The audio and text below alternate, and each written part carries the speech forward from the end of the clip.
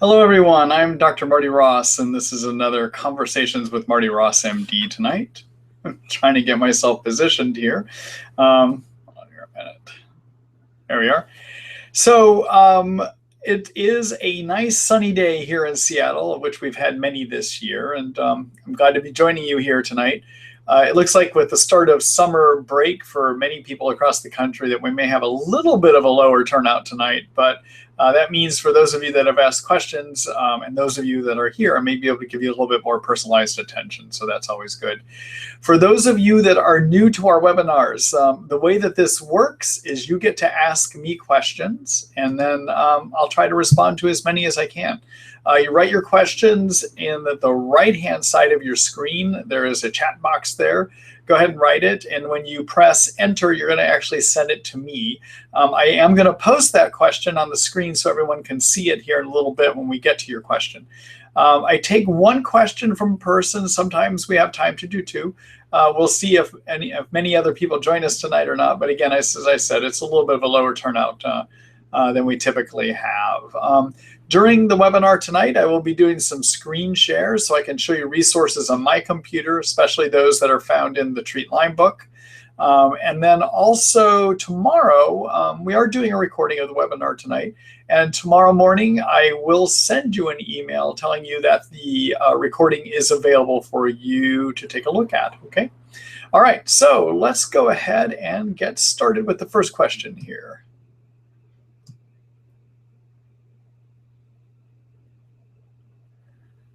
All right, so this first question is from Jenny. Hi, Dr. Ross. I have been off treatment for about a month, getting so much burning pain. Can this still be herxing? And what Jenny says in part two of her question is, I was taking Zithromax before for months. All right. So, Jenny, if you are still having symptoms that are not getting better after you've been off of antibiotics for 4 weeks, I think that's what you said, yeah, for about 4 weeks, it probably means that that is not due to a herx. Typically, everyone, what a Herxheimer reaction is the immune system sees dead bug parts, if you will, or toxins that get released from the inside when we kill them with antibiotics, and it reacts by making more of a group of inflammation chemicals called cytokines, all right?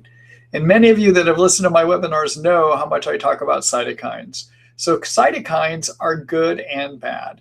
They're made by white blood cells when they see germs. And in Lyme disease, unfortunately, they're made in excess.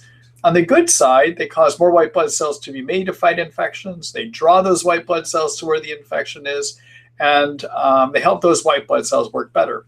But the immune system does not do a good job in Lyme at getting rid of Lyme, but it keeps trying harder and harder, and eventually it makes too many cytokines, all right? And too many cytokines give you the Lyme disease symptoms. So it can disturb your sleep, can give you brain fog, can give you fatigue, can give you various types of pains, including nerve pain, okay?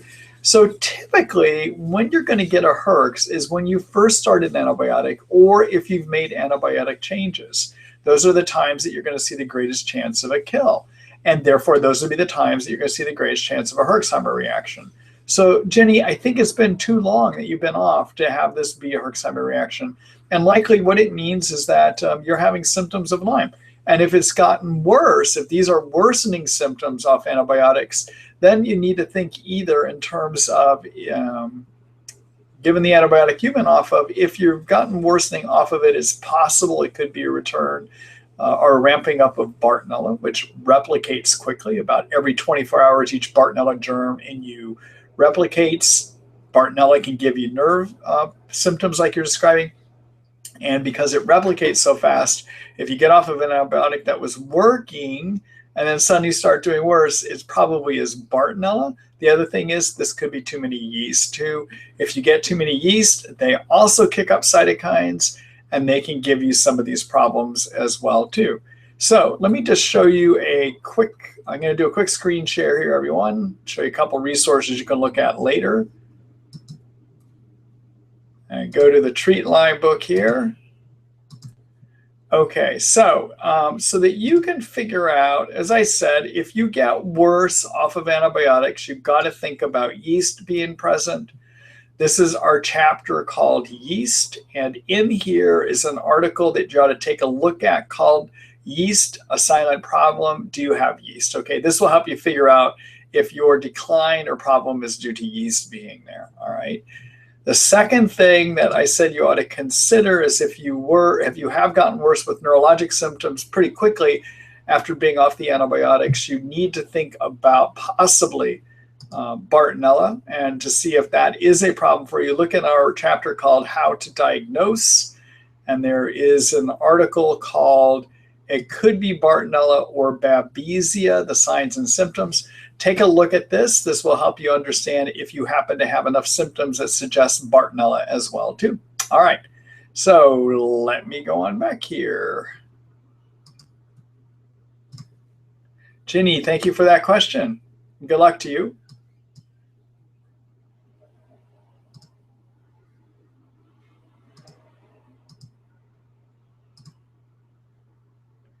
All right, let's see what's next here.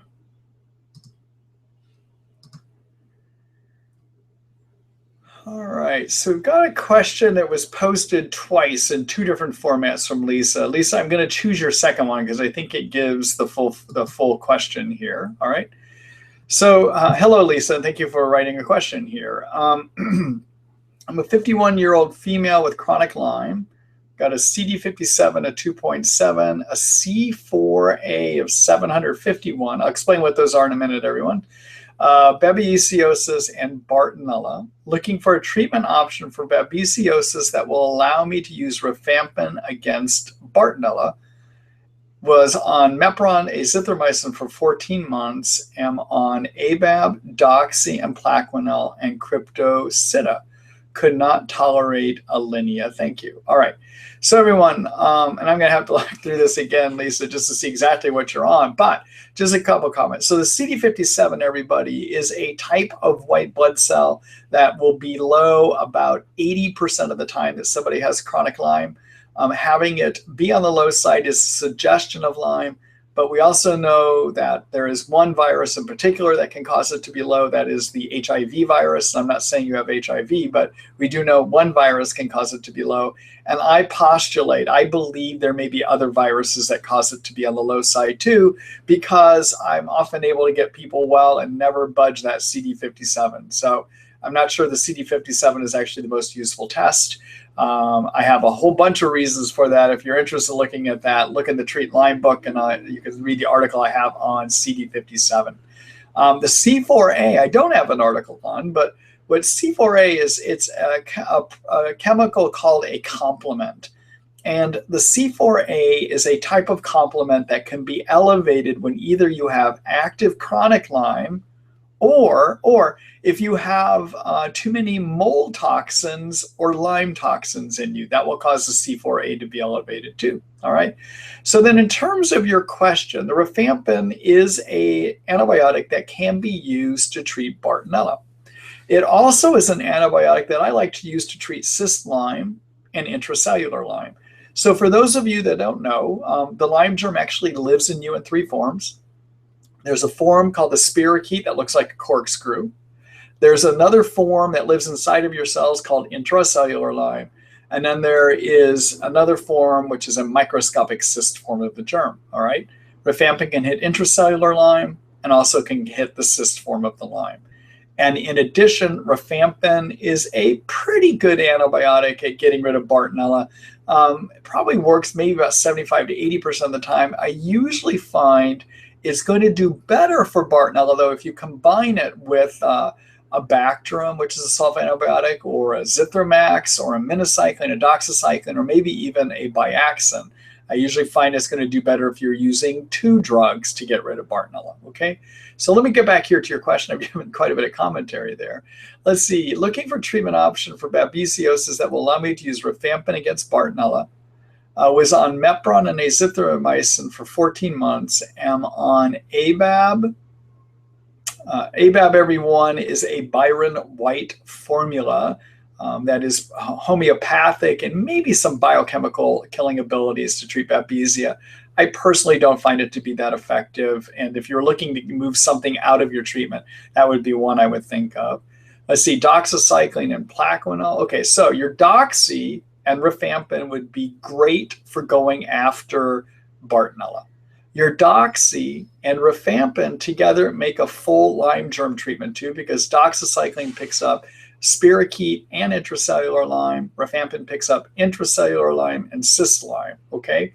So I like that combination of doxy and rifampin to go after both Bartonella and to go after your Lyme infection as well too, all right?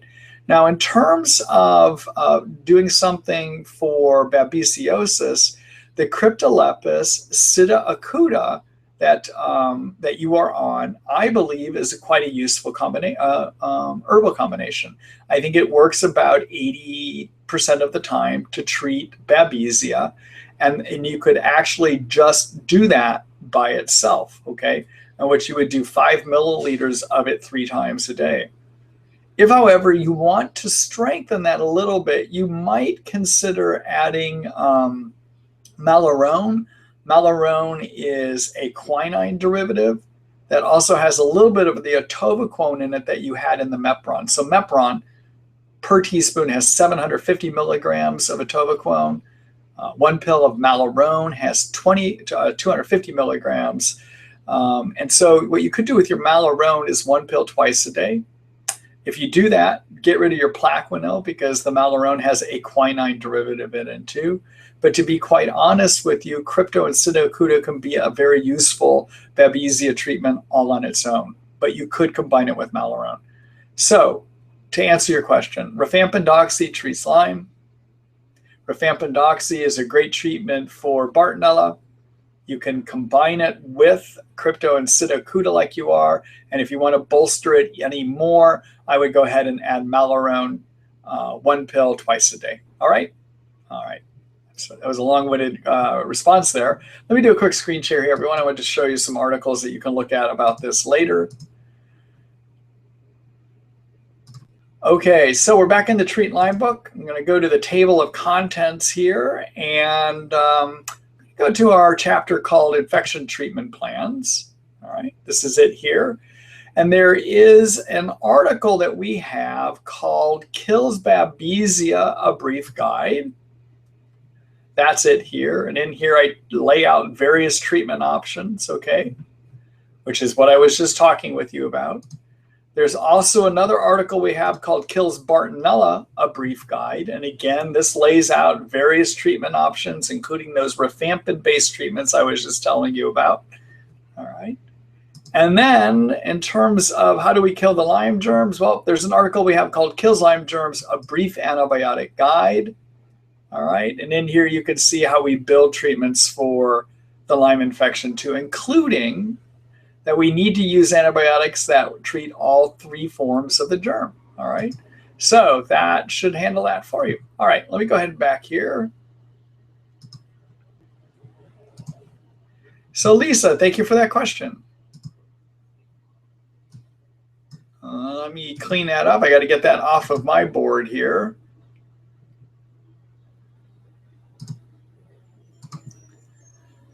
All right, so let's see here. This next one is from Denise. Hello, Denise, and welcome here. Let's see, what do you do when you have systemic parasites, fungus, bacteria, Lyme, and co-infections, and everything via any route, oral, rectal, IV injection, makes them burrow deeper instead of killing them? Denise, I guess I'm not quite clear what you're asking here, because in terms of things that might go in deeper, when you kill Lyme germs, it is possible that we cause cyst forms to form and then biofilm communities to form, but I'm not so clear that they actually burrow in deeper. It's just that those forms are a little more difficult to treat. As far as having parasites and fungus in your blood, they're probably going to actually not be in your blood. They're going to be in your intestinal tract. Except for Babesia, which is a parasite that can be bloodborne. And I'm not clear that actually having you take things to kill it actually causes that to burrow in deeper too. So I guess I don't have a good response. I would need to go back and forth with you and discuss with you a little bit more about what you mean by burrow in deeper. Do you mean it's more difficult to treat, or literally do you think it gets deeper into the tissues? Okay. All right.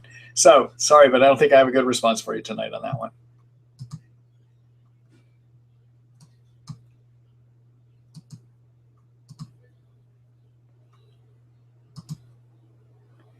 Hello, Sasha. Let's see. Have you seen this symptom before? Right at the point of drifting off to sleep or during sleep, I get a surge of adrenaline that wakes me up with a fast heartbeat, feeling of warmth, and sometimes the need to urinate. Happens repeatedly. Is this Lyme or co-infection? And is it treatable? So, Sasha, I haven't seen that occur before. Um, there is separate from Lyme, it is common that people will have jerks that happen right before they go to sleep. I don't know if that's quite what you're describing here. Um, I do hear there's a surge of adrenaline that you get. Things that can give surges of adrenaline are Lyme, which affects a nerve called the vagal nerve. The vagal nerve is your anti-adrenaline nerve, okay? And then babesiosis makes a trigger happy adrenaline, anti-adrenaline system. So to see if you, so I haven't seen this occur, but one of the things that I would, as I hear this story, and I would be thinking about that I would want to pursue with you if you were here with me in the office, is I'd be asking questions to figure out if you have babesia, because babesia can give you adrenaline surges. And so questions to think about are, do you have panic attacks? Do you get drenching night sweats at night?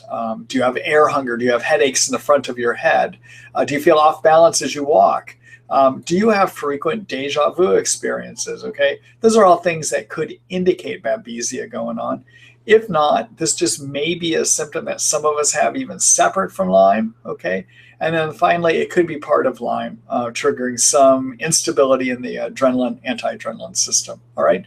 But the only way I'd figure that out is to ask you a bunch of questions one-on-one. Okay, good luck. And thank you for that question.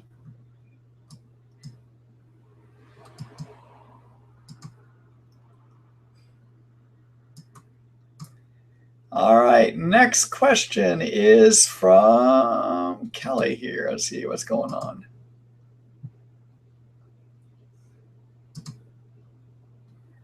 And I don't know why, but Kelly, I'm not going to be able to post your question for some reason. So I'm going to read it to you. Kelly asked, should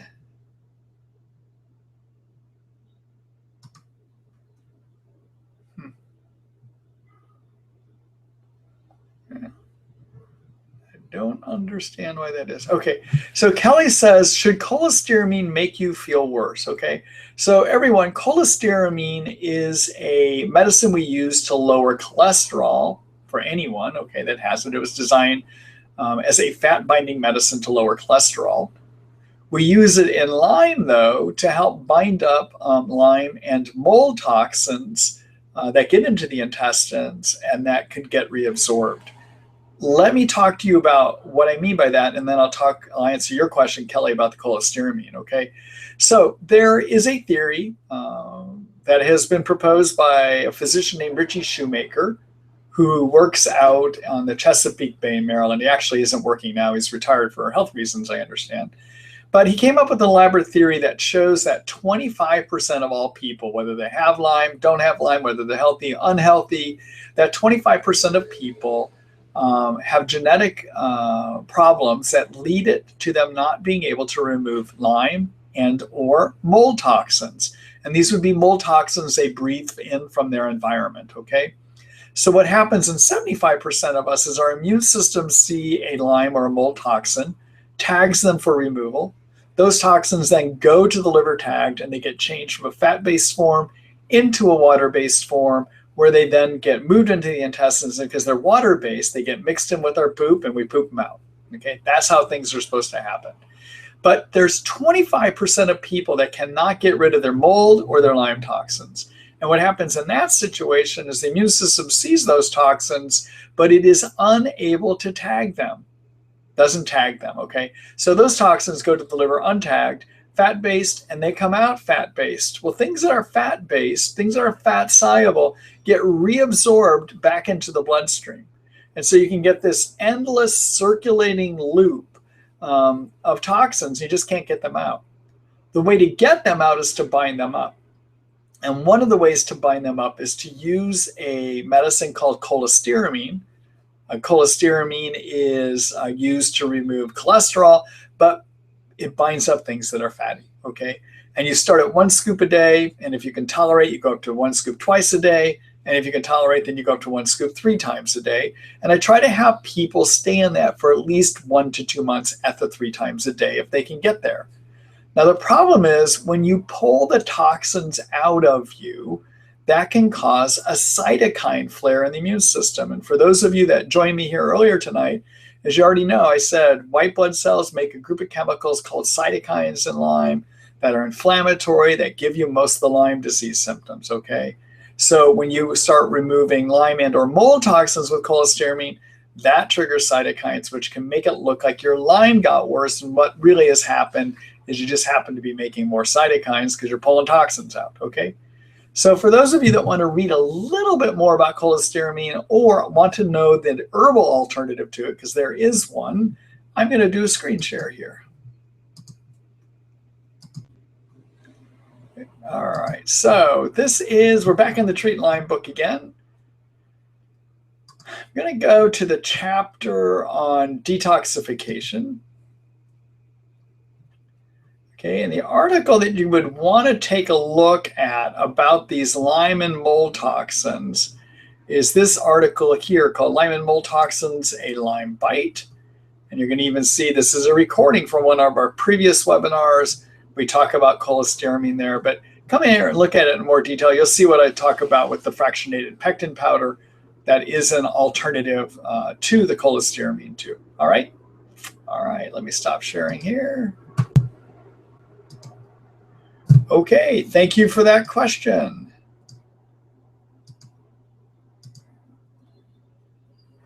Okay, let's see here. Donna Ray Sullivan, let's see, I consulted with you in January. I have,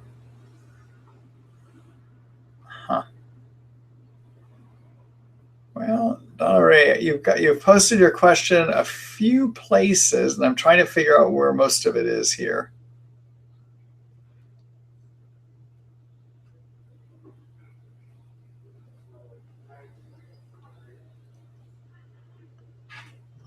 Donna Ray, I'm not being able to put that together. So unfortunately, the way it was written out, I have it in too many places for me to be able to answer it, so I'm not going to be able to get to it here. All right.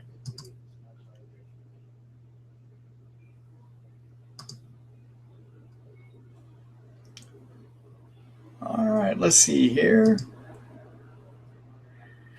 Hello, Jane. Let's see. I have Lyme, Bartonella babesia. I have intense neuropathy in my lower legs and feet. At night, my palms and soles turn red.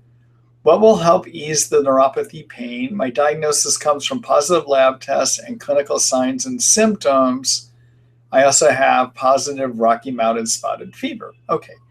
So first of all, Jane, you want to make sure that you are treating for the infections you have. Okay, so number one, I didn't think you know that, but you want to be on antibiotics to get rid of your Lyme, get rid of your Bartonella, get rid of your babesia.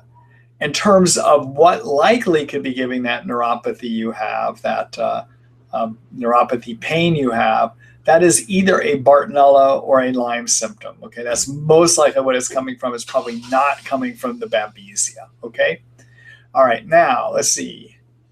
In terms of things that you can take for neurologic pain, herbally, you could work with something called L-theanine, and that's L-theanine, T-H-E-A-N-I-N-E. L-theanine is a component of green tea, and it is turned in the brain into a chemical called GABA. And the brain is full of GABA receptors. We give more GABA to the GABA receptors. It can help deal with pain, okay? You can take it up to about 1,200 milligrams a day. It comes as a 100 milligram pill, and usually I have people take it 3 or 4 times a day. So you could work your way up to, if you need to, up to 4 pills 3 times a day, for instance. That's 1,200 milligrams, all right? So that's an herbal way to do it. The other thing I would do herbally to help with that pain is to work with glutathione. Glutathione is the master reparative antioxidant that fixes damage to any one of our cells. It also helps the liver detox. And finally, it is used to lower oxidizing agents that can trigger cytokines. So we can actually use it as part of a Herxheimer reaction treatment too, okay?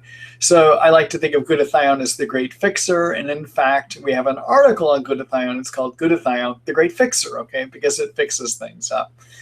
So in terms of nerve pain, L-theanine, I would also start oral glutathione, which I like using a product called Tri-Fortify Orange. You want to make sure your glutathione is designed to be well absorbed, and that requires a product that is microscopically wrapped in fat. And for that, I like using the product called Tri-Fortify Orange by Research Nutritionals, okay? And it's a 500 milligrams per 5 milliliters. And for nerve pain, I would consider doing 5 milliliters 2 times a day, okay? So those are the herbs you might try. Now, with prescriptive medicine, you could use something called gabapentin. You could use antidepressant medicines like nortriptyline, desipramine. Those might be useful for it. You could also look at using some anti-seizure medicines like Lyrica or the gabapentin that I mentioned earlier. Those are some options for you to think about, okay? All right. Good luck to you.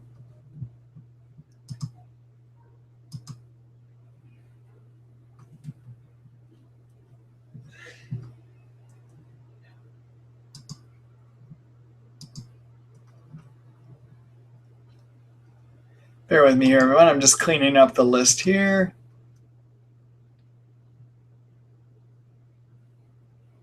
All right. So there's a question from Debbie, everyone. Debbie says, when someone first starts an antibiotic regimen, how long do you wait before deciding it isn't working and try switching to something else? How can you distinguish between herxing and the usual ups and downs of Lyme symptoms? Okay, so let me answer the last question first, because I kind of talked about it earlier tonight. All right. So everyone, as I explained earlier, when you feel sick from Lyme, it's because the immune system makes too many cytokines. They're what give you most of your Lyme symptoms. Also, when you have a Herxheimer reaction, immune system sees dead bug parts and the toxins that get released from killing them, and also makes more cytokines. And that's why you feel bad, and it gives you more of your Lyme symptoms, okay? All right, so how do you know if it's a Herx versus just the cyclic up and down? Well, typically, a Herx is going to start within a day or two of starting your new antibiotics. Or in the case of Zithromax, it may take about 5 to 7 days, okay? But most of the other antibiotics we use, you're going to get a downturn right away suggesting a Herx. One other clue is that for some people with Lyme, they will have a worsening that occurs about every 3 to 4 weeks. And that is a cycle of worsening we can see that is common in Lyme. It doesn't happen in everyone. So if you have a cycle worsening about every 3 to 4 weeks, that's a suggestion it's Lyme, and that's not a Herxheimer reaction, okay? All right, now how long do I leave somebody on an antibiotic? Well, depends on which germ I'm treating. So Bartonella replicates every 24 hours, which means that we should start seeing some improvement pretty quickly after being on antibiotics. And what I mean by quickly is within 1 or 2 months on a Bartonella regimen, because the germ replicates so quickly, we should start seeing improvement in the Bartonella symptoms, okay? So that's for Bartonella. For Babesia, probably something similar. You're going to want to start seeing some improvements in about 1 to 2 months. Doesn't mean those symptoms are gone, but you should start seeing improvements on them, all right? Now, the Lyme germ is a little bit harder here because the Lyme germ, by some estimates, replicates every 4 weeks up to every 8 months. And because it is so slow growing, so slow replicating, it makes it hard for the antibiotics to get at it. And you can be left for days, weeks, even months wondering, are you using the right antibiotic? My general rule of thumb is that I'm going to leave somebody on an antibiotic for usually about 4 to 6 months.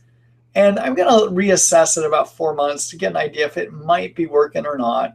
But I might push that up to 6 months before I actually try to change something. So there was one unpublished study that has been done that looks at how quickly will people turn the corner when we treat their Lyme, okay? And what that study showed is that, and in this study, people were put on antibiotic called Biaxin and Flagyl. And in the study, by 3 months, 30% of people started having notable improvement. By 6 months, 60% had notable improvement. And by 9 months, 90% had notable improvement, okay?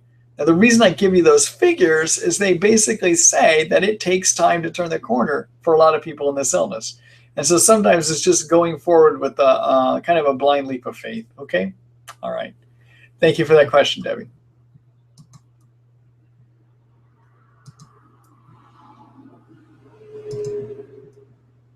All right, let's see here. Hello, Cindy. Let's see here. I got to take a quick drink of water. Just a minute.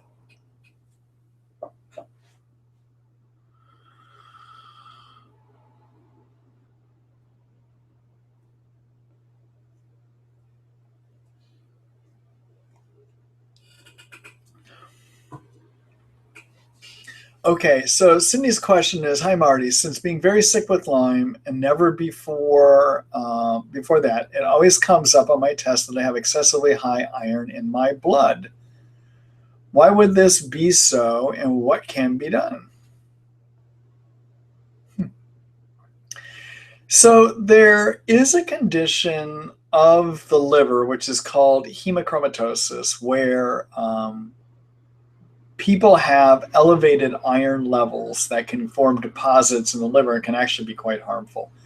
And the best way of looking for that is to measure something called a ferritin level, which is the storage form of iron. And if it's so high, we call that hemochromatosis. There's also genetic testing you can do too to see if you have that predisposition. But typically, you're going to have that hemochromatosis going on before you get into Lyme disease, okay? I actually don't know the answer to your question here because I haven't seen elevated iron occur during a Lyme disease treatment before as part of treating the Lyme. The only thing I would wonder is if you happen to be getting a multivitamin in you that has iron in it. So double check your supplements to make sure you might not be taking more of it, okay? But beyond that, I'm sorry, I don't have a good response for you on that one. All right. Thank you for the question, though.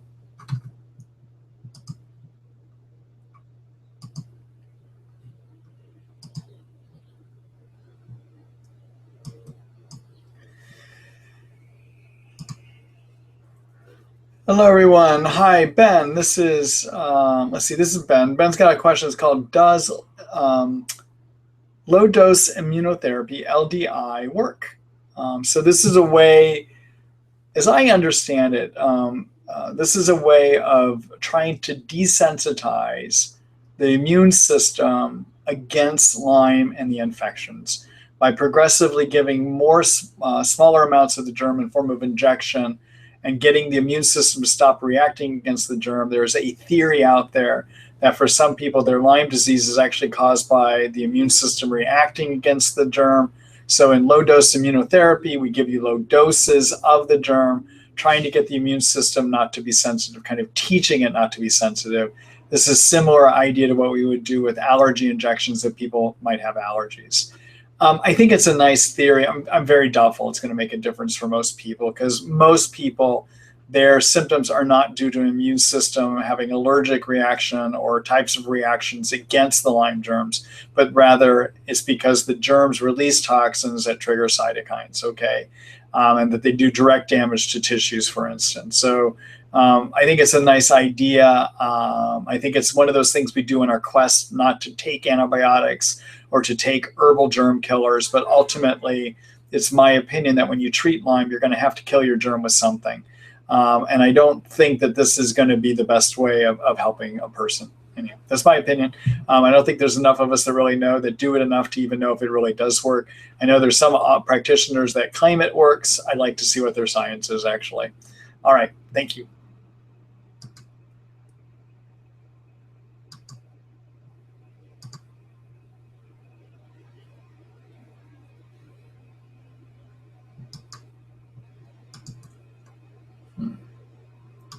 Got some people that ask their questions twice. Remember, that doesn't help me answer it any quicker if you try to do that. All right, let me see. I got to look at one thing here, everyone. Okay. All right, this is a question from Sally Jean. Does colloidal silver work for fighting Lyme and its co-infections? The answer is it does do some killing of Lyme and the co-infections. So colloidal silver, everyone, is silver made in a way that it is toxic to germs, okay? And it can kill them. But the reality is that I don't find it to be that effective, all right? So I think colloidal silver is one of those things that works maybe about 30 or 40% of the time. It's not where I would put my efforts. I would look more into either prescription antibiotics or herbal antimicrobials. But I don't think colloidal silver falls into that. The other thing you have to watch out for with colloidal silver is if you take too much accumulated silver over your lifetime, it can literally turn your skin blue, all right?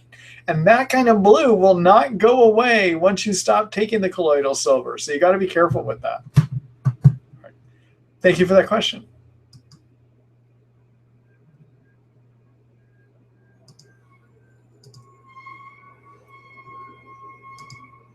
Hello, Brenda. Let's see. Thank you for all you and your wife have done and continue to help those of us who suffer from Lyme disease. Brenda, you're welcome. And thank you for noting that. I appreciate that. I know Tara appreciates that too. I have had Lyme and Bartonella since 2011. I am very sensitive to medications and herbs. My doctor just switched me from azithromycin to minocycline, and I have had severe... let me see if I can find.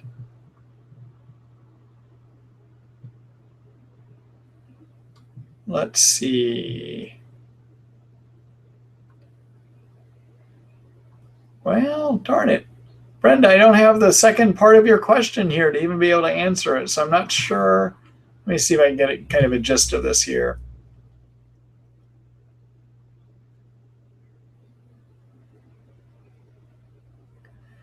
You know, I guess I don't have enough of your question here to answer, but the one thing I would just point out, when somebody has a lot of sensitivities to medicines across the board, whether it's antibiotics or whether it's something you might take for sleep, herbs, if people are sensitive to things, one issue to look into, I'm not sure if this is your situation, Brenda, but is to look to see if they might have something called an MTHFR defect, which is a detoxification problem. MTHFR is an enzyme called methotetrahydrofolate reductase. MTHFR is easier to say. Basically, what happens in this defect is that we're supposed to take folate from our diet and turn it into an activated form at the beginning of a bunch of detox steps. And the enzyme that governs the activation of diet folate into activated folate is MTHFR. So that conversion is way up here. There's a bunch of other chemical reactions that take place, and then way down here at the bottom is glutathione. And glutathione is the master detox chemical. But to get glutathione, you need to be able to take folate and activate it up here with the MTHFR. All right. Now, if you're not able to do that, you're going to have a bunch of sensitivities to things. That's generally is what we see with MTHFR. And the person that has a lot of sensitivities, it's very suggestive that they have an MTHFR defect. There is testing you can do for that. One of the things you can do is order up a test kit through a company called 23andMe. It's a saliva test or a spit test that you do. You send it off to them for $95 and they run a genetic analysis on that. Then you take the data from them, and there is a program online called geneticgenie.org. That's GENIE, geneticgenie.org. You take the data you get from 23andMe and you plug it into the methylation program at geneticgenie.org, and it will spit out information saying, yep, you got an MTHFR defect or you don't, okay? But if you do, you want to correct it. And the way you correct it is to take the activated folate, which is called 5-methotetrahydrofolate, along with a methylated form of B12, okay? So that product I like using is something called MethylGuard. We carried it at our store, sold by Thorne, and you would wind up starting at 1 pill a day A week later, you'd go to 2 pills 1 time a day, and 1 week later, you'd go up to 3 pills 1 time a day. All right.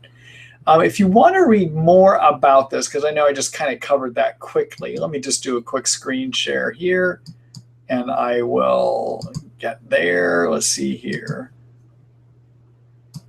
All right. So we're in the detox chapter here. Okay, so this is in our detoxification chapter. And one of the articles that we have here is called MTHFR Detoxification, a Lyme bite. This is a video article. And then down here at the bottom, I tell you how to take your MethylGuard, or this 5-MTHF and methylcobalamin. Okay, take a look at this article later. Again, it's within the Treat Lyme book. Okay, and then one other thing while I'm here, everyone, because I've mentioned herbs a few times tonight, so I'm just going to show you one thing here. So this is our supplement store. It's Marty Ross MD, Terrabrook ND supplements. This is where we provide supplements for the patients here at the Healing Arts Partnership, where Dr. Brooke and I work. The URL you can see up on the left-hand side of the screen. It's www.treatlyme.com. I am often asked, what are the best supplements? And what I would let you know is we have chosen the ones that we think are best, and you can find them here. So when we talk about generic curcumin on our site, or we mention MethylGuard, or we mention glutathione, take a look here at this site to see which products we recommend. And generally, these are ones that we find to be the most effective, because we use companies that source their ingredients for the most active ingredient. And also, we choose companies that have less of a chance of putting harmful fillers or additives into those capsules too. Because in Lyme disease, well, you don't want to hurt yourself with something you take that has poor fillers in it. Okay, you're already toxed out enough. So anyhow, take a look here. This is where you can find useful supplements that we talk about, and I'm even discussing here in the webinar tonight. Okay, all right, let me go back here. All right, so Brenda, thank you for that question. And I don't know if I answered what you were trying to get answered, but I did answer something there.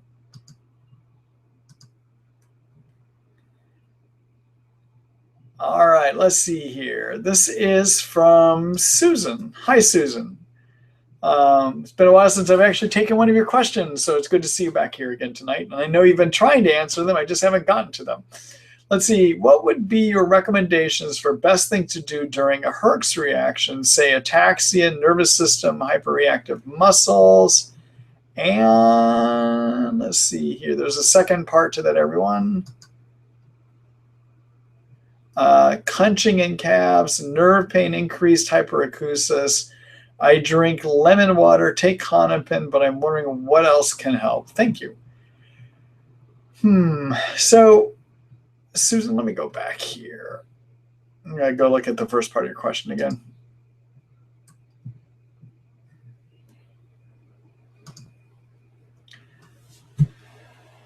Okay, so when your Herx tends to involve more of the nervous system, I like to work with glutathione.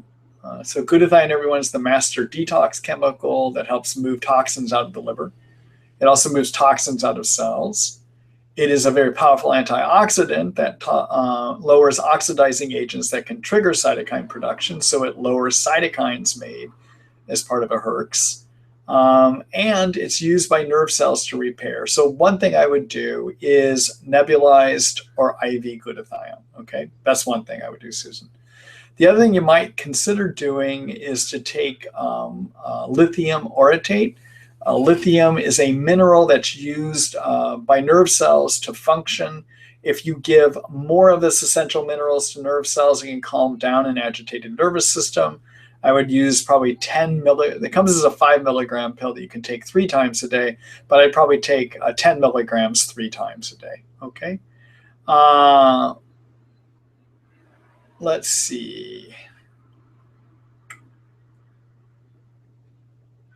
I would also, Susan, don't forget to do the normal things like curcumin, 500 milligrams 3 times a day, or 1,000 milligrams 3 times a day to lower those cytokines. And you might consider even adding some brown seaweed extract, which is called FibroBoost. You can read more about that in our Herxheimer article too, okay? Beyond that, Susan, I guess I don't have any other specific recommendations at this time, all right? So everyone, I wanted to show you a quick article that we have. I think many of you probably are aware of this. I'm gonna do a screen share on it. Okay, all right, so back here in the Treat Lyme book, I am going to do a search here because I want to look up, I've mentioned glutathione a number of times. All right, so the article we have on glutathione that talks more about this chemical, including why we use it, liver detoxification, Herxheimer reactions, nerve and brain repair, liver repair, okay? This talks about the various forms you can get it in, including by nebulizer or by IV. Take a look here. This talks more about glutathione, okay? One other article that you might want to take a look at, because it impacts what I was just talking with Susan about directly as well too, is the chapter that we have on Herxheimer reactions, okay? And there is an article in it called Herxheimer die-off reaction, inflammation run amok. Take a look here for ideas that you can use to go ahead and lower cytokines and to get those toxins out, okay? All right, and that happens to be one of our free articles. So take a look here for some ideas on that too. All right, thanks for that question, Susan. Let me go back here. And good luck to you, Susan.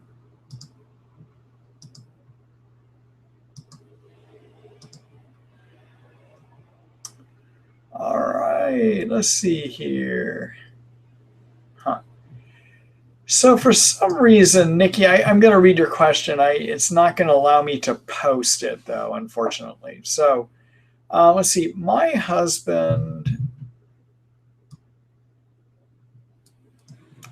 has compound heterozygous MTHFR, which means, everyone, that he has a genetic defect of two of the two genes. But so any gene that we have in us has a part we got from our mom and a part we got from our dad.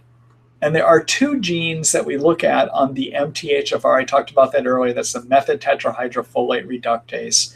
There's two genes that control how it's made. Each of those has a mom component and a dad component. When Nikki says my husband has compound heterozygous MTHFR, what she's saying is that both of the two genes each have one half of them that is abnormal, all right? And then she says, he's practically symptom-free of Lyme and BART, and I'm not, and I have no MTHFR mutations. Reading online is overwhelming, and many say it's not as simple as just taking folate and the right B12. Thoughts? Well, Nikki, there's many other factors besides MTHFR and detoxification that determine whether a person is going to get well or not, okay? And how quickly they might respond. So I just want to show you an article so you understand how complex this is. This is not just about detox. This is not just about figuring out the right germs to treat. There's a whole host of other things that affect what chronic Lyme disease is and how it occurs in you, okay? So I'm going to do a quick screen share to show you that article. Okay, so in our chapter called About Lyme Disease, there is an article that Dr. Brooke and I put together that is called What is Lyme Disease? A Mess of Things, okay? And right now, you may not be able to fully see this because of the size of the computer screen, but this is a free article, so you can come back and look at it later. But basically, what this diagram is showing you is all the things that can lead to why you don't feel well, all right? And in the middle of the diagram here is dis-ease, right? That's not feeling well. And there's many things that influence it. There's the infections, okay, like Lyme, all right? There's whether we are able to exercise or not. There's the effect of toxins, but not just MTHFR. These can be electromagnetic frequencies, emotional toxins, heavy metal toxins, mold toxins, chemical toxins, okay? Whether we're able to sleep. whether our energy factories work well, called mitochondria, and that's affected by your mother's genetics.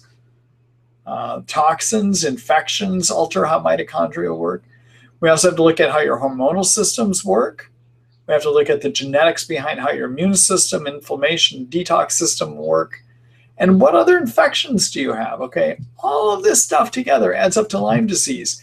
And how it occurs in each person is entirely different. So it's not just about whether one of you has MTHFR or not. There's other issues at play here. Okay. Now, if your treatment is stuck and you're not getting better, there's another article I wanted to show you that you might want to take a look at. Okay, so back in our table of contents, there is a chapter called Can't Get Better, Do This. All right, and in here we talk about the various detoxification treatments you might try, possibly removing biofilms, which are slime layers that cover the germs, viral infections, mitochondria dysfunction, making sure you got rid of your co-infections of Bartonella babesia, doing some things to regulate your immune system with low-dose naltrexone, and making sure you don't have too many yeast, okay? So you can click on these various articles down here, which will give you some more ideas and things to look at as to why maybe your treatment is blocked at this point, okay? All right.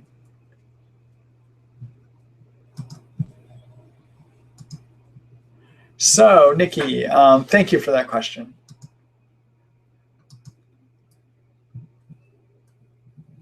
All right, let's see here. Dr. Brooke is listening in tonight, everyone. She's not here with me, but she wanted me to mention that my opinion on the CD57 not being reliable and that it could be low because of other virus infections. She actually agrees with me about that, all right? So I just wanted to convey that. So there's two of us that don't think it's that useful of a test and that it really doesn't give us any useful information about Lyme disease and what we do with it. Thank you for those comments, Tara. All right, let's see here. Hello, Doc Marty. Hi, Natasha. Let's see. Thank you so much for your help and for this webinar. My pain and pressure on my brain has been increasing since our new protocol. Could it be the decrease in cholestyramine from 3 times a day to 2 times a day? Could it be increased in Banderol Cemento to 8 drops total per day? When the pain gets to screaming, my skull has raised areas located above where the pain is. Not sure what to make of this. Thank you for all your help. Okay, so everyone,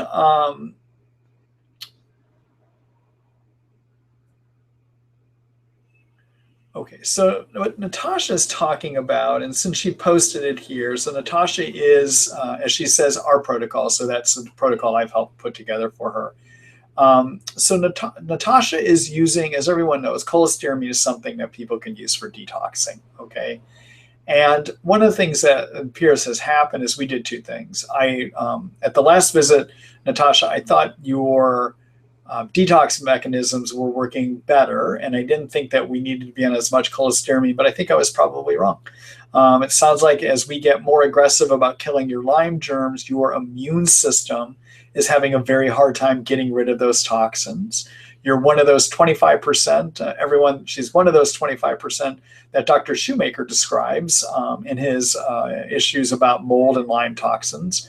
And so, Natasha, one thing I would look at is go back up on that cholestyramine to 3 times a day.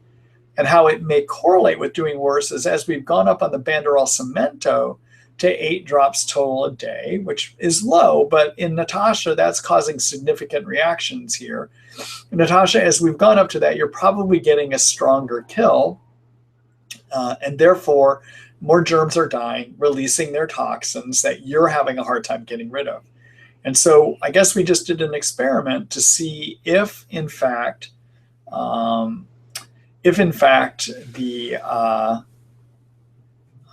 if in fact we didn't need to have cholestyramine as we start killing more aggressively. And the answer is, I think we need to have you on the cholestyramine, okay? So I would make sure that you keep taking that, all right?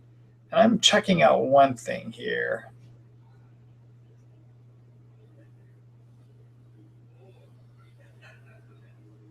All right. Okay, so let's see here. Thanks for that question, Natasha, and I wish you well. I'm sorry you're having such a hard time here. Go up on that cholestyramine, though, okay? All right.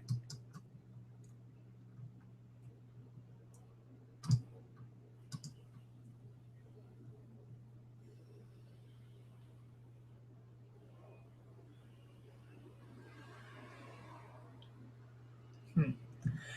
All right, let's see here. This is a question from Diane. Let's see. Hi, Dan.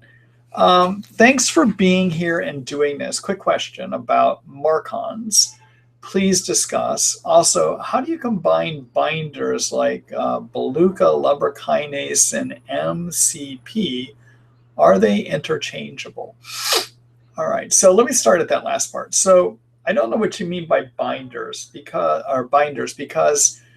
Diane, the Beluga kinase is an enzyme that has a couple functions in Lyme. Number one, so it's a lumber kinase is sold as a lumber kinase, or there's a brand called Beluga that is lumber kinase. Okay, so that's what she's talking about here. So it's an enzyme that breaks down protein that is found in blood clotting protein. All right, and that blood clotting protein called fibrin makes up the protein skeleton of biofilms. So biofilm is a layer of slime that can cover bacteria and germs, Lyme germs, and it's a mucopolysaccharide slime that's held together in protein skeleton. You can use lumber kinase to break that protein skeleton down. The other thing that happens for some people when they have Lyme or infections is that the immune system reacts by making too much fibrin. And too much fibrin can kind of start to clog up the blood or give you something called sticky blood, okay? Lumber kinase can help with that too.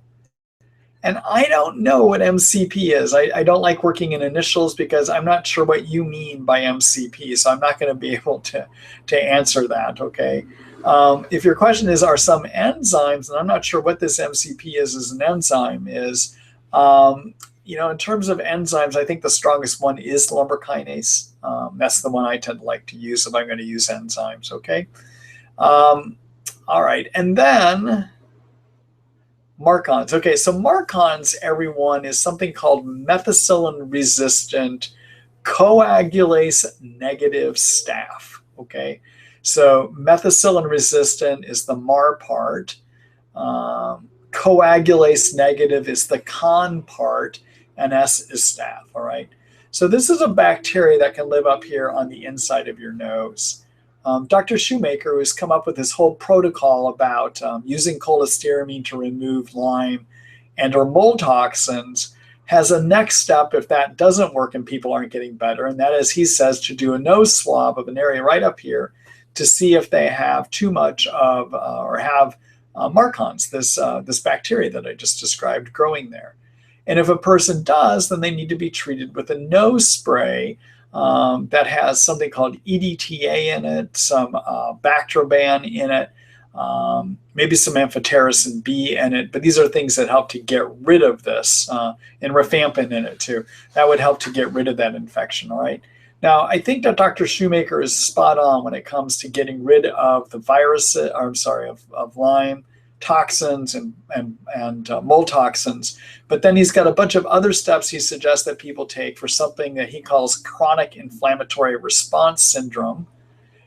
And frankly, I've tried a lot of his protocol, which is the next steps you take if cholestyramine doesn't help. And I really don't find much benefit from the next steps, including treating for Marcons. Although I've done it quite a bit with people, I don't find there's much benefit from it. Okay. All right. Thank you for that question, Diane.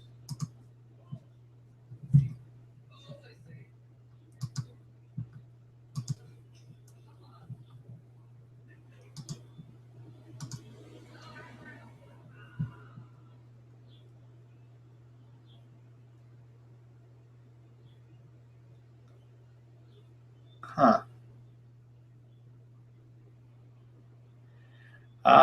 Dr. Brook has written in and tells me that MCP is modified citrus pectin. Well, now I know what it is. All right, let me go back to that second part of your question. So lumber kinase is not a binder. Modified citrus pectin is a binder. And what binders are, everyone, are substances that will bind up fat-based toxins within the intestines. We talked about one earlier tonight, which is cholestyramine. A more natural way to do that is to use fractionated pectin powder, also known as modified citrus pectin. I think it's a very good. I think cholestyramine is stronger. Modified citrus pectin, though, is easier to take because you don't have diet restrictions. Versus cholestyramine, you have to stop your medicines half an hour before you take it, and you can't resume them until 2 hours after you take it. I don't find that to really be an issue when I use the modified citrus pectin. I mean, other people may have different opinions about that, but I don't find it to be an issue. Cholestyramine can constipate versus modified citrus pectin tends not to. So it may be a little weaker removing those toxins. Generally, I'm going to have a person take a scoop 3 times a day of it, but it's interchangeable with cholestyramine. Lumbrokinase that you mentioned in that question has nothing to do with binding up things, okay? All right. Thank you for clarifying that, Tara.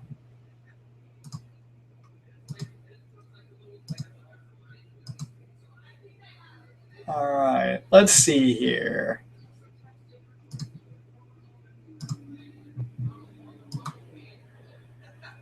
So let me go back here again.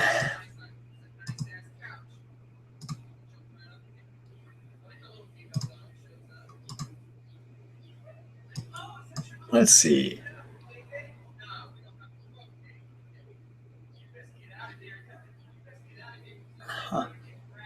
So Sasha, I'm just looking, you wrote a question again. I'm just going to re-put it up because I answered this earlier. I gave an answer about it earlier. And you said in your correspondence with others, they have tried the adrenaline surges and sleep babesia. Okay. You were talking about those adrenaline surges. And one of the things I did say is it could be babesia. I definitely, or again, I thought maybe it could be due to Lyme causing instability of the vagus nerve, which is the anti-adrenaline regulating nerve in the body. All right. Dr. Brooke, I just see has posted a message to me here that says babesia too. So I just thought I'd relay that to you. She wonders about babesia being a cause of that as well. All right.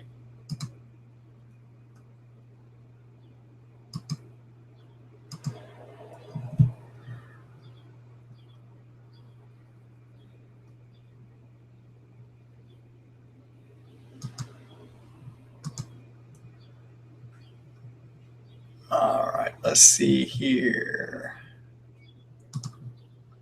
Hello, Adrian. In February, I had extreme vertigo and was in the hospital for 4 days. I still have it, though. It's milder now.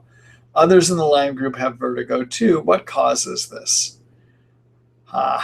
So vertigo, everyone, is a feeling, a sensation of being on a merry-go-round or a type of dizziness where you have motion feelings about it, okay?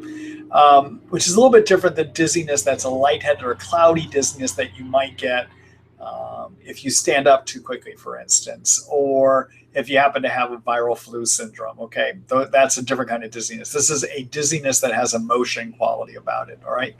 So there's an area of the brain that can give you that kind of a sensation when it's impacted. That's called the cerebellum. It's an area back here in the back of your head.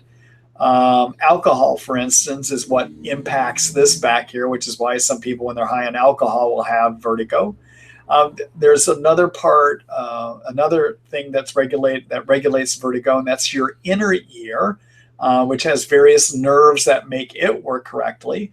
And so what can happen, the thing that can give vertigo can be some infection of the ear nerve, if you will, okay? Or it could be due to some neurologic involvement of the cerebellum. At least that's my opinion. I don't think we fully know, but that would be what my opinion is.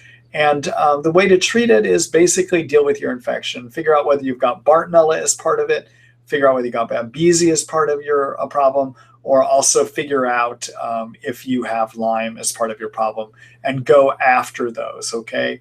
From a natural medicine standpoint, there's some other things you can do. One thing that can help with vertigo is to use something called craniosacral therapy. And you would need to see either a massage therapist or naturopaths that are trained to do this, or integrative medicine doctors that are trained to do it, like myself or Dr. Tara Brooke.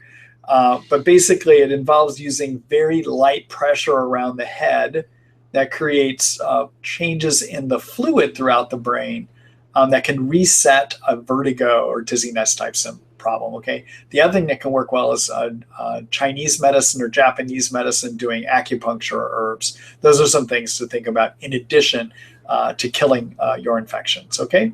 All right. Thank you for that question.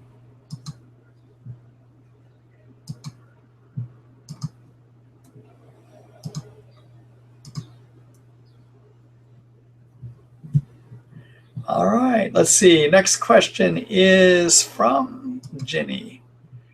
Hello, Jenny. Let's see. Thank you for providing this webinar. Is heart arrhythmia associated with Lyme disease? The answer is yes, it is. And there's two reasons for it. Number one, it is possible due to adrenaline surges and problems with the adrenaline regulating system, which is the sympathetic parasympathetic nervous system, or I call it the adrenaline anti-adrenaline system. If you get imbalances in that system, you can have heart rhythm problems, okay? So Babesia, the co-infection Babesia, is known to do that. The other infection that can do that, because it infects the vagal nerve, which is the part of the nervous system, nerve that regulates the adrenaline anti-adrenaline system, Lyme can directly infect that nerve, okay? So you need to figure out if it's Lyme or if it's Babesia doing it. In terms of symptoms that make one think about Babesia, that includes drenching night sweats, panic attacks, headaches in the front of your head, feelings of air hunger, can't get enough air and periodically coughing, deja vu, having very frequent deja vu. Those are things that would make you think I better treat Babesia as part of my heart rhythm, okay? Now, in addition to infecting the vagal nerve, Lyme can also literally infect the neurologic conduction system of the heart too, okay? So there's literally a nerve conduction system, a electrical conduction system, not nerve, but electrical conduction system of the heart that has fibers that get infected by the Lyme germ that cause it not to work well, okay? And so treating Lyme can make a difference on that too. So yeah, you can have heart rhythm problems for two reasons. One is instability in the adrenaline system caused by either Babesia or Lyme, or you can have direct infection of the heart conduction system, which would be Lyme that can do that, okay? And if it is Lyme doing it, if it's an electrical conduction problem of the heart, that would show up on an EKG and have certain patterns to it. And depending on what the pattern is, that would be a situation where you actually ought to be doing IV antibiotics. Generally, as you know, many of you know, I think that we can treat a lot of this just doing oral antibiotics. But there are certain situations that I do think IV antibiotics are appropriate. And heart arrhythmia, where it's the conduction system of the heart, not adrenaline, anti-adrenaline balance issues, but a heart conduction system problem, that's a situation where you should be using IV antibiotics, okay? All right. Thank you for that question.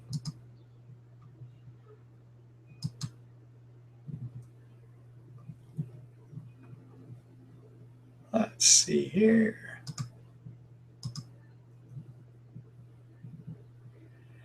All right, so there's another question here there's a question from Francine, but it's not going to let me post it, so I'm just going to read it really quickly. Francine says, is depression and anxiety a big part of Lyme? The answer is yes, it can be. But also, when we think of mental health issues, we tend to think also of Bartonella, okay? So when people have mental health problems, ongoing anxiety, depression, sometimes they can hallucinate, sometimes they have rage episodes, anger episodes, I'm already thinking about Bartonella. And then I want to look to see, do they have any other symptoms suggesting Bartonella, okay? And as I showed you earlier tonight, we have a whole article on that, but I'll just briefly tell you what those symptoms are. So Bartonella symptoms can be ongoing persistent anxiety, depression, bad cognition can be a sign of Bartonella, pain on the soles of the feet, increased daytime sweating, abdominal pain for which you can't find another reason for it, a lot of swollen lymph nodes up here in the neck, restless leg syndrome, where you can't quiet your legs down at night, and you have a feel like you need to kick them, and they keep you awake. Okay, let's see what else. Bladder issues. So you can have something where you have inflammation of the bladder, and you feel like you need to urinate frequently or have the urge to pee frequently. That's called interstitial cystitis. If you have a number of those things, then I would be treating you for Bartonella, actually, to get at the depression. All right. Now, and Lyme can cause depression, anxiety too. Now, the common thread between Bartonella and Lyme is that they both can trigger increased cytokines. Okay. And there's good studies that show those cytokines that I mentioned earlier tonight, those inflammation chemicals that are made by white blood cells. Cytokines trigger depression, which then triggers more cytokines, which then triggers depression. And you get into this endless loop, okay?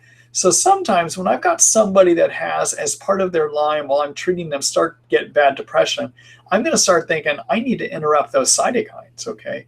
And one of the quickest things I have found to do that is to do IV glutathione. I mentioned glutathione earlier tonight, but you can use IV glutathione to quickly lower cytokines, to quickly get the toxins out also that are triggering those cytokines. And usually within a couple treatments, you can have completely reversed depression. I've seen that happen a few times, okay? The glutathione dosing I would use, you can find in our article called Glutathione, the Great Fixer. I showed you that earlier tonight. You would find it in the Treat Lyme book at www.treatlyme.net, okay? In that article, we describe how it is you dose IV glutathione, okay? All right. Thank you for that question.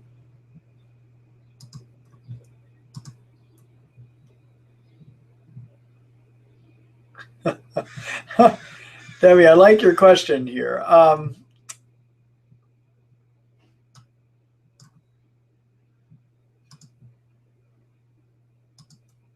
So Debbie's question is, any tips to help make Tri-Fortify Orange more palatable? Okay, so everyone, that's our glutathione.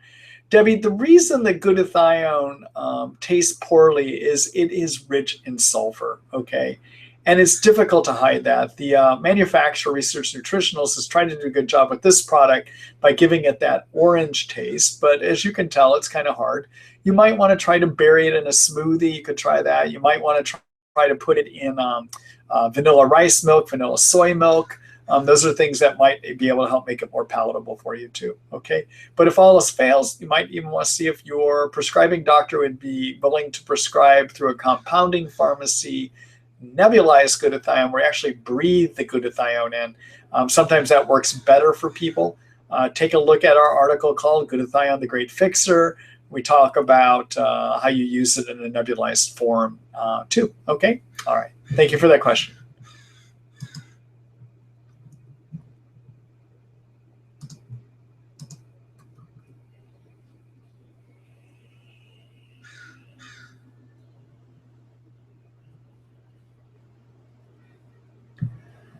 All right.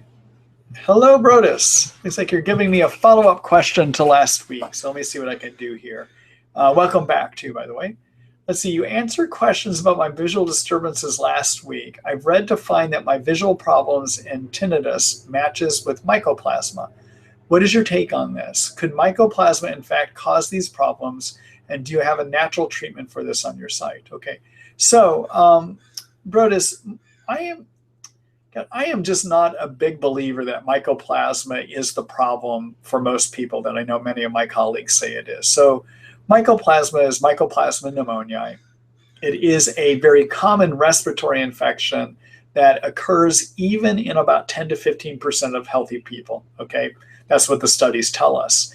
And we do see it in Lyme, of course, because people with Lyme were healthy at one time and they had mycoplasma living in them, and now they have it in them too. In addition, you can get mycoplasma from tick bites as well too. So the way that I deal with mycoplasma, because I believe it often is reactivation of what the immune system was keeping under control, is I like to treat Lyme and Babesia and Bartonella. I like to fix sleep. I like to get hormones balanced. I like to get yeast out.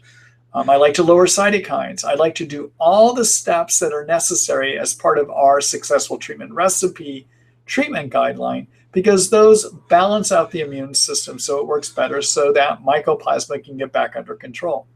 Now, if that doesn't work, the antibiotics that we use to treat intracellular Lyme, like minocycline, doxycycline, Zithromex, Biax, and rifampin, those are all things that will also treat mycoplasma. So if you are doing things to treat your intracellular Lyme with prescription antibiotics, you are doing things to treat your mycoplasma, okay? Now, are there herbs specifically that work for mycoplasma? I'm not familiar with them, actually. There may be, and a person that would probably have written about it if there are some herbs, and Dr. Brooke may be able to tell me more if she writes, and I'll look and see if she writes to me here. I'm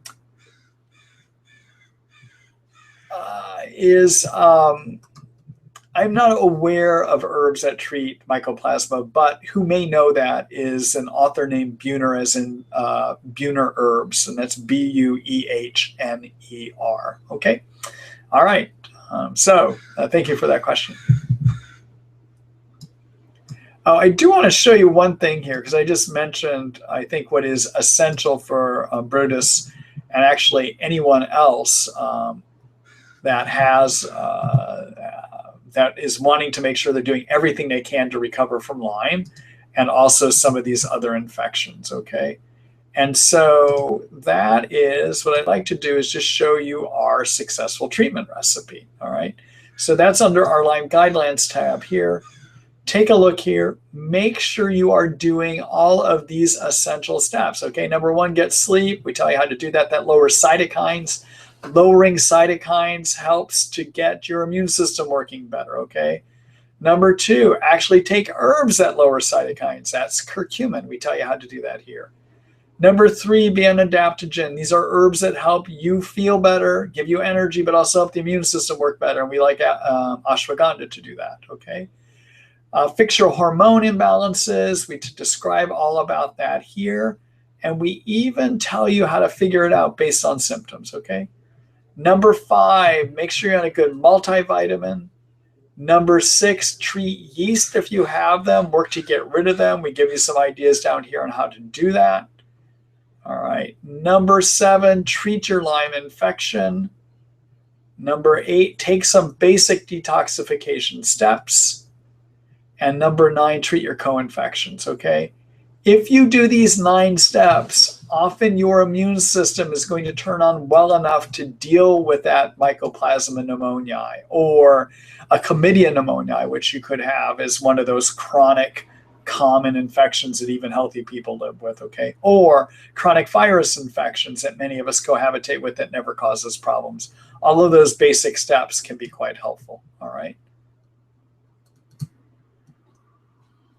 All right. Okay, let's see here.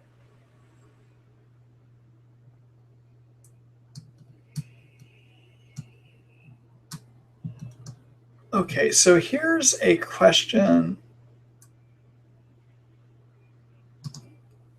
It's a question from Cindy Marsh. Let's see. Thanks again, Marty. If unable to have multiple silver amalgam fillings removed, what do you suggest in way of protecting the body, or options are there in this situation with chronic debilitating Lyme?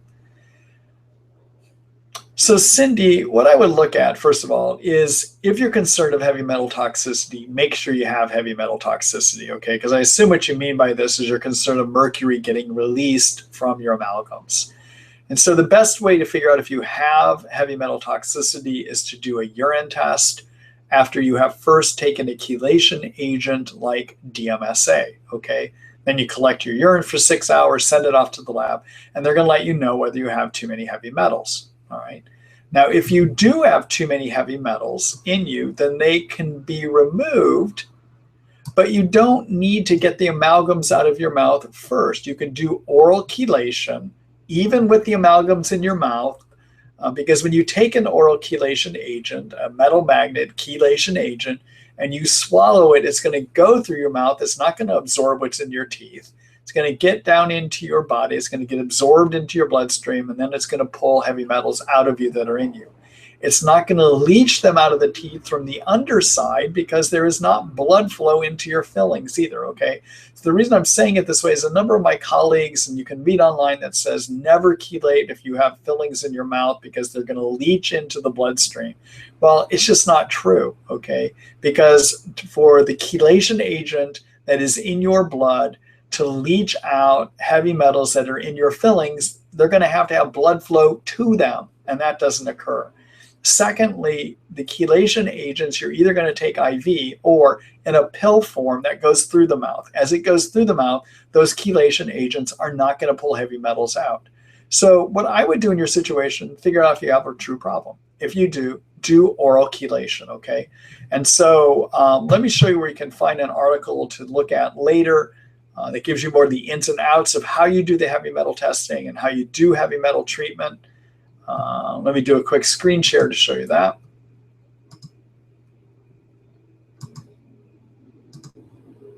Okay, so you can look in our, actually we're going to do, I'll just do a search here.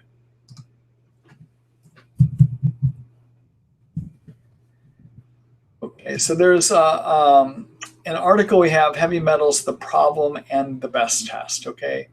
Take a look at this, talk to you about how to test the best way. And I think in the article, we also briefly describe how you're going to do chelation for it too. All right.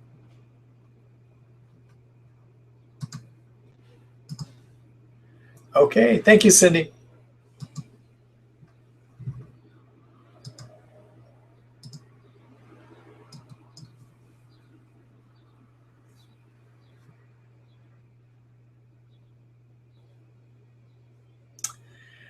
Natasha, from earlier tonight about your head symptoms.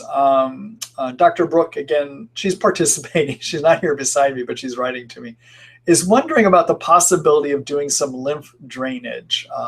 So the lymphatic system, which moves liquids through the body and also moves white blood cells and lymph, which is part of the immune system through the body, has channels. And sometimes in part of Lyme, you can get new channels and they may not work correctly, or there can be blockages of them. And that can give you these kind of head pressure problems you're having. And I hadn't thought about this before, but Natasha, it might be something that you would consider doing too. All right. So thank you, Dr. Brooke, for those thoughts.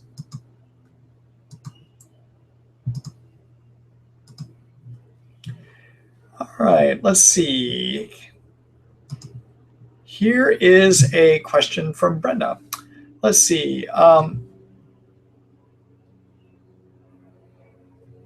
Dr. Ross, I recently had an infrared sauna treatment that caused an increase in neurologic symptoms that still remains. Have you ever heard of this? My doctor thinks it could be due to my mercury amalgam fillings. What are your thoughts on this?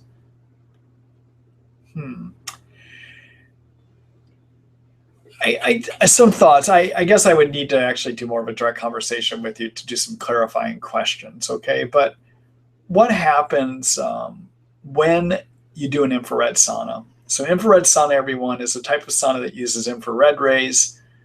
Infrared rays do deep heating that is equal in intensity down to 3 centimeters from the surface, okay?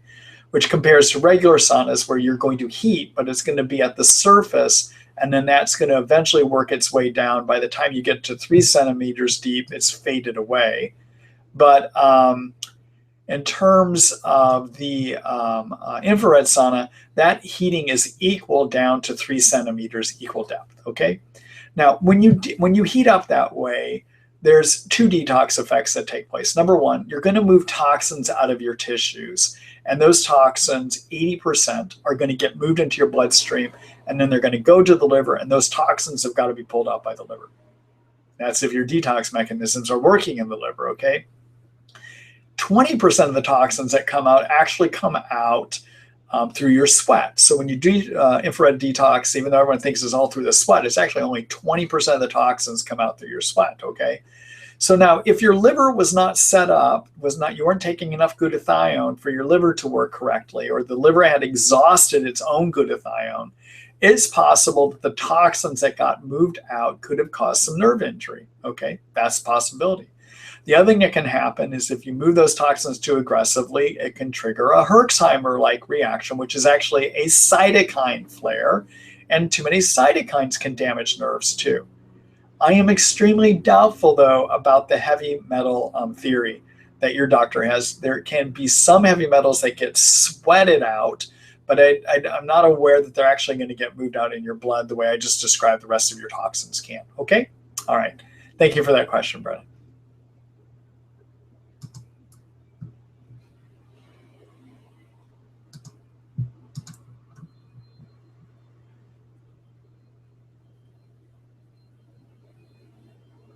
Let's see here.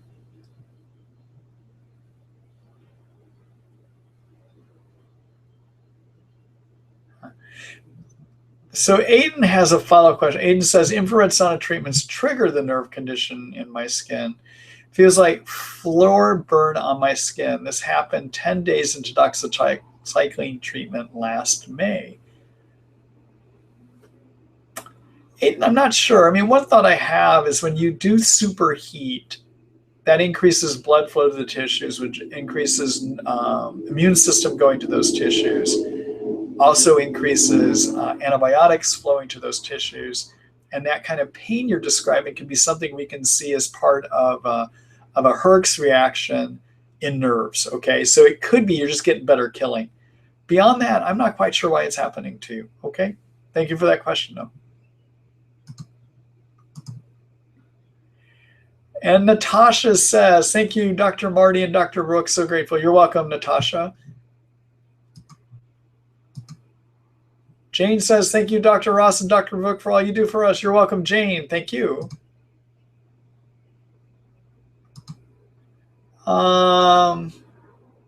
Adrian says, your generosity of heart and spirit gives me more hope about Lyme than anything else. Thank you. You're welcome, Adrian. All right, and this in from Dr. Brooks. She says she got rid of her vertigo doing something called visual response therapy. There are some optometrists that are able to train your eyes to get rid of vertigo, but I think that's going to be more of an issue if your eyes are having tracking issues causing the vertigo. I don't think it's going to work for inner ear vertigo, or is it going to work for cerebellar vertigo? And in the response to that question earlier tonight, I should have mentioned you can have eye visual tracking issues that lead to vertigo as well, too. All right. Thank you, Tara, for that. All right. Let's see here. Well, that's it, everyone. That's all I got time for. We actually had one more question. And Gene, I'm sorry, but I'm just not going to be able to get to it right now. It was good visiting with everyone tonight. Take a look at your email tomorrow morning. There'll be a message from me sometime in the morning saying that the recording is available, and you can then go ahead and access it. I also hope that you'll take the time to sign up for next week's webinar. I look forward to seeing you then. All right. Take care, everyone. Good night.